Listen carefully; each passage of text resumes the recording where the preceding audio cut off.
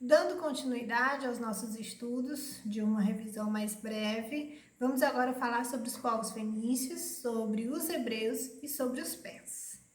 A começar falando pelos povos fenícios. A grande marca desses povos foi, sem dúvida nenhuma, a navegação. Ficaram conhecidos na história pela excelente técnica que tinham, eles dominaram a navegação no mar Mediterrâneo e passaram a comercializar através da navegação, então desenvolveram o comércio marítimo. Enquanto outras regiões não haviam desenvolvido ainda o comércio marítimo, até por uma questão geográfica, os fenícios foram pioneiros nessa organização em relação à navegação. Por quê? Principalmente pela localização, eles ocuparam ali as terras entre o mar Mediterrâneo e do outro lado, uma região mais montanhosa, então a agricultura não era exatamente algo tão favorável. Por isso, ao longo dos anos, desenvolveram tanto a prática, a técnica de construir embarcações, como da navegação. O comércio marítimo dos fenícios era extremamente diversificado, porque eles comercializavam, além de produtos próprios, também produtos de outra região. Então, houve um favorecimento gigantesco, tanto na questão comercial, que era lucrativa, como na questão cultural. Os fenícios eles tinham contato com outros povos, então isso favoreceu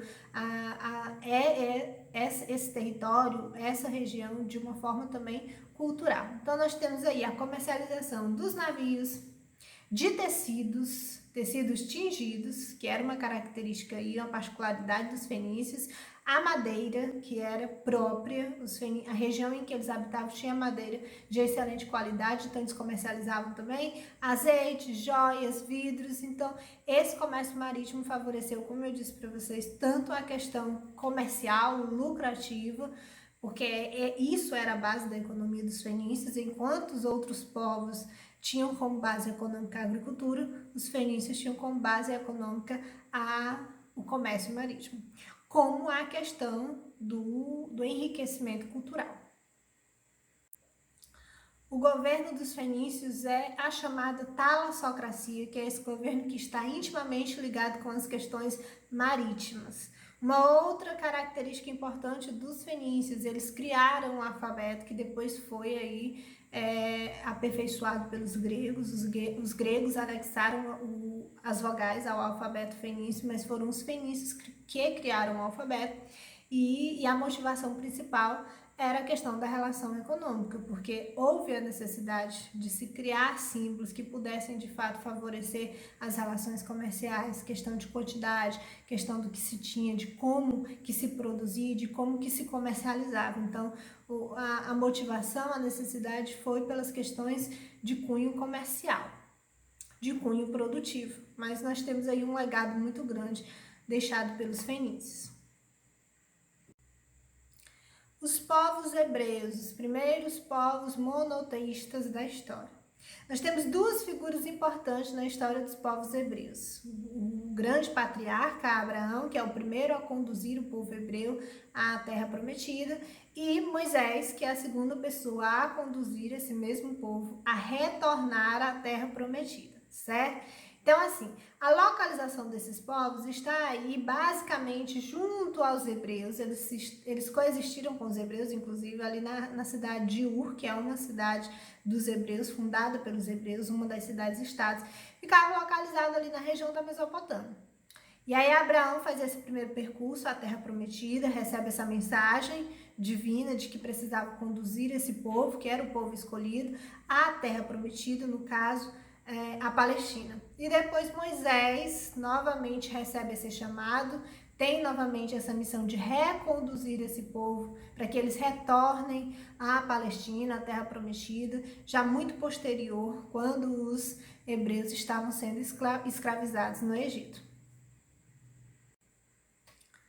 Em relação à religião, nós temos aí, vamos destacar o Torá, que é o livro sagrado dos hebreus, que compreende os 5 primeiros livros da Bíblia, que na Bíblia do cristão está lá como o Pentateuco, que são os 5 primeiros livros, que são eles: Gênesis, né, a origem de tudo, o primeiro livro; Êxodo, que especificamente vai narrar a história e trajetória dos hebreus, tanto que a Bíblia Sagrada vai ser aí uma das principais fontes para o estudo dos povos hebreus.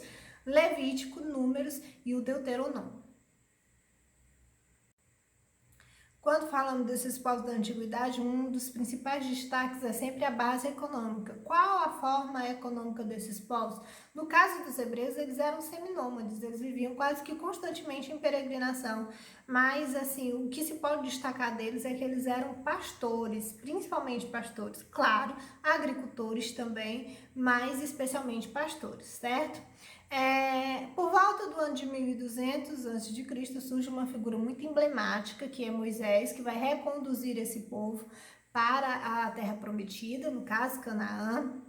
E aí nós temos uma trajetória de 40 anos, como se sabe, como se é narrado na Bíblia Sagrada.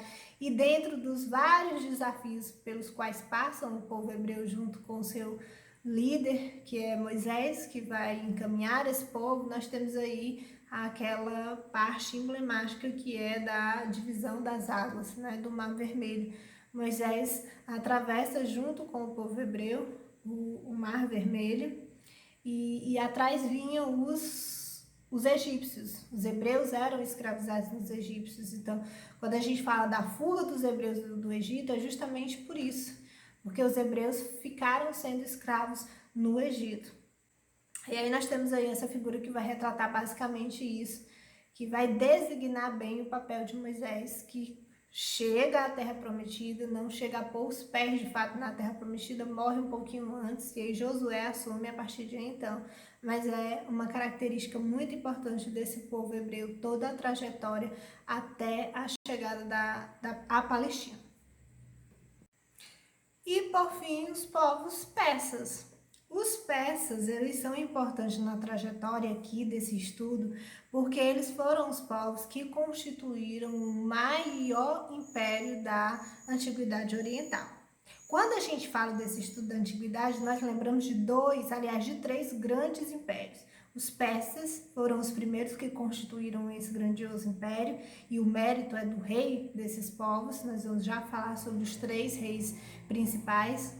Depois disso, o Império Macedônico, que vai ganhar uma grande proporção, inclusive vai conquistar aí a região da Grécia, e depois o Império Romano. Então, basicamente, são esses três grandiosos impérios da antiguidade. Mas os persas têm o mérito de ser o primeiro, e também pela característica da organização desse grandioso império. Quando eu falo o primeiro, não é o primeiro império da humanidade, não. O primeiro império da humanidade ficou a cargo dos acádios, lá ainda no período em que se estabeleceram na região da Mesopotâmia, certo? Esse foi o primeiro império de fato. Agora, em relação à grandiosidade, extensão territorial e principalmente de administração de um grande território, esse mérito é dos persas. Como destaque, nós temos os principais reis desse grandioso império, a começar por Ciro e Cambises, mas especialmente Ciro, esse primeiro rei que vai unificar esses territórios e expandir territorialmente a questão desse império. Então, é mérito do Ciro o estudo sobre a extensão territorial, sobre anexar territórios, tornar esse império de fato geograficamente muito grandioso. E depois nós temos a figura de Dário I, que vai ser aí muito importante na questão administrativa.